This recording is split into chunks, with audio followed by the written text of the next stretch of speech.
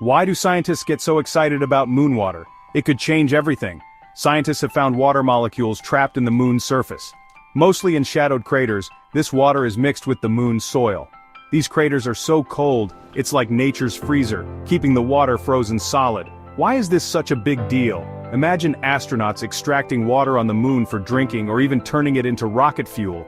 This discovery could be a game changer for future space missions, making it easier to explore further into space. Who knew the moon had more secrets waiting to be uncovered?